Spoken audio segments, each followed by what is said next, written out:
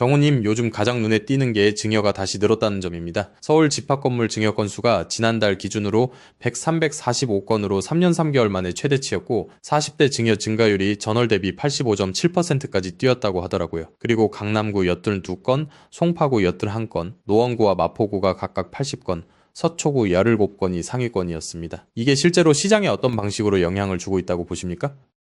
먼저 한 가지를 구분해야 한다고 봅니다. 증여는 현금이 오가는 시장 거래와는 성격이 다릅니다. 다만 등기가 바뀌고 가족 간 소유 구조가 바뀌면서 자금이 시장으로 나오느냐 아니면 시장 밖에서 재배치되느냐가 달라집니다. 지금은 다주택자 양도소득세 중과 유예 종료가 5월 9일로 다가오고 금융위원회가 가계대출 총량 규제와 다주택자 대출 만기 연장 제한을 강하게 밀고 있죠. 이런 국면에서는 팔면 세금과 자금 조달이 복잡해집니다. 그러니까 매도 대신 증여로 먼저 옮기는 선택이 늘 수밖에 없습니다. 그러면 사회적으로는 이렇게 해석할 여지가 있겠네요. 팔아서 현금화하기보다 증여로 소유권을 옮기면서 시장의 매물 흐름을 조절한다. 그런데 시청자들은 이런 생각을 합니다. 강남 집값은 내리는데 왜 증여는 강남에서 늘어나냐? 뭔가 시장 신호가 뒤틀리는 느낌이 든다는 거예요. 그 질문이 핵심입니다. 강남이 내린다는 건 대체로 실수요, 현금 수요가 버티지 못했다는 뜻이기도 하지만 동시에 거래가 잘 안 된다는 뜻이기도 합니다. 실제로 서울 아파트 매매가는 3월 기준으로 상승률이 1.43%였는데도 강남구는 마이너스 0.16%로 2년 만에 하락 전환했습니다. 또 다주택자 양도세 중과 유예 종료를 앞두고 고가 단지에서 급매 거래가 생기지만 그 이후에는 매수자와 매도자의 간극이 줄지 않아서 거래가 얇아지는 구간이 생깁니다. 증여는 그 얇아진 거래 위에 얹히는 별도의 경로입니다. 현금으로 사고 파는 거래가 느려질 때 가족 내부에서는 소유를 옮길 수 있습니다. 즉 가족 간 집 넘기기가 늘면 겉으로는 매매 거래가 줄거나 가격이 눌릴 수 있는데 등기와 소유 변화는 진행됩니다. 그래서 시청자 입장에서는 시장이 마치 살아있는데 거래는 없는 느낌을 받습니다. 그런데 증여가 늘었다고 해서 가격이 꼭 오른다고 볼 수는 없다는 말씀이시죠. 다만 어떤 논리에서는 증여가 결국 매도 물량으로 연결되면서 나중에 시장에 충격을 줄 수 있다고 하잖아요. 어떤 메커니즘으로 흔들린다고 보십니까? 메커니즘은 크게 두 가지로 봅니다. 첫째는 단기 효과입니다. 5월 9일이 다가오면 매도자가 증여로 방향을 틀 수 있습니다. 그러면 매매 매물은 바로 늘지 않습니다. 대신 소유권 이전이 증여로 기록됩니다. 이건 단기적으로 거래 절벽을 더 두껍게 만들 수 있어요. 실제로 강남과 용산, 마용성 쪽은 거래가 유독 얇아지는 패턴이 나타납니다. 둘째는 중기 효과입니다. 증여가 결국 미래의 매도와 결합할 수 있습니다. 수증자는 세금과 보유 전략을 계산해서 나중에 원하는 타이밍에 처분하거나 갈아타려 할 겁니다. 특히 증여를 받은 30대가 419건으로 가장 많았다는 점이 중요합니다. 젊은 층이 받은 뒤에 실거주로 쓰거나 이후에 자금 사정이 생기면 매물로 전환될 여지가 커집니다. 시청자들이 가장 불편해하는 지점이 있습니다. 증여가 늘면서 이른바 증여성 저가 매도 같은 방식이 늘 수 있다는 관측이 있거든요. 최근 3개월 내 실거래가보다 30% 낮게 신고하거나 일정 범위 안에서는 정상 거래로 간주해 증여세가 덜 붙는 구조를 이용하는 사례가 늘었다는 말도 나옵니다. 이런 게 시장 가격 자체를 왜곡시키는 건 아닐까요?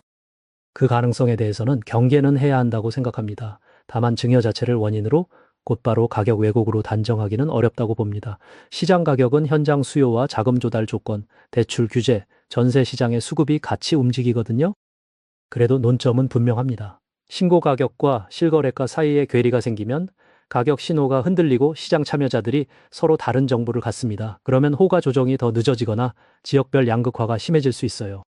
실제로 집값 양극화가 역대 최고 수준으로 나타났다는 분석도 있죠. 5분위 배율이 13.3으로 조사가 시작된 이후 역대 최고치였고 고가와 저가 사이 격차가 커지는 흐름입니다. 증여는 고가 지역에서 많이 나타났기 때문에 격차 확대와 결합될 수는 있습니다. 정리하면 증여는 고가 지역에서 먼저 움직이고 그 과정이 매매 거래의 타이밍을 바꿔서 시장을 흔들 수 있다는 얘기군요. 그런데 반대로 이런 주장도 있습니다. 증여가 늘어도 결국 가족 내부 이동이니 시장 전체를 뒤집을 정도의 거품이 아니라는 겁니다. 정우님은 장기적으로 거품 붕괴 같은 걸 걱정할 필요가 없다고 보십니까? 그렇게까지 단정하진 않지만 최소한 지금은 전체 시장을 폭락시키는 방식의 변수로 보지 않습니다. 왜냐하면 정부가 강남과 고가 시장에 압력을 주고 있고 동시에 전세와 임대 쪽의 부담이 커지고 있습니다. 예를 들어 전국 아파트 전세값은 상승 흐름이 이어졌고 전세 가격 전망 지수는 115.9로 올랐습니다. 전세가 쉽게 내려오지 않는 시장에서는 급격한 매매 붕괴가 나오기 어렵습니다.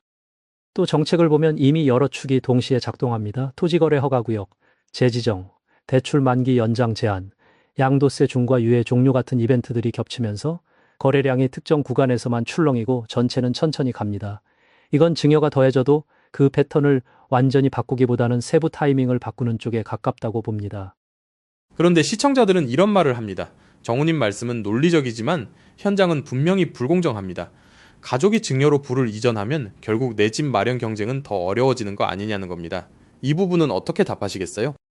감정적으로는 충분히 이해합니다. 다만 경제는 감정만으로 해결되지 않고 수요와 자금의 제약이 만들어내는 결과를 봐야 합니다.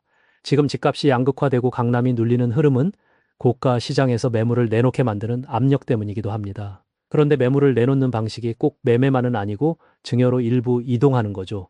그 과정에서 체감 불공정이 생길 수는 있습니다.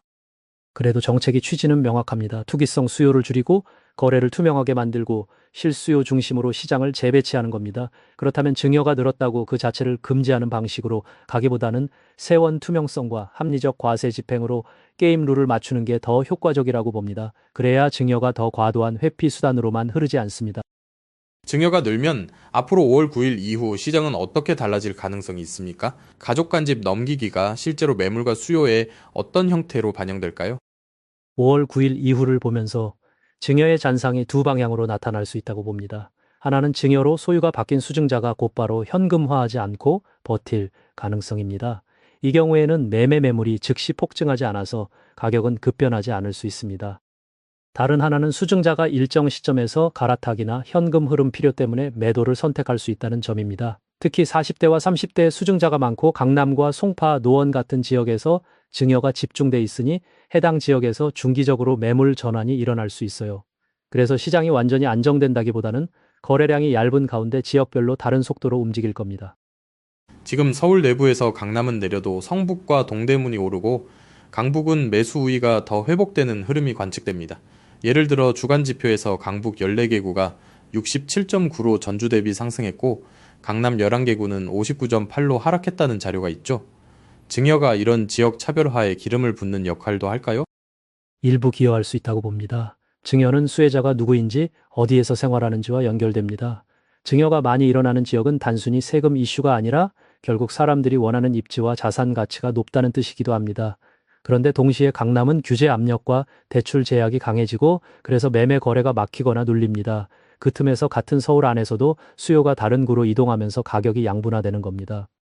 즉 증여는 강남이 비싸서 계속 오른다라기보다 강남의 매매 거래를 막고 다른 지역으로 수요를 분산시키는 타이밍 장치가 될 수 있어요.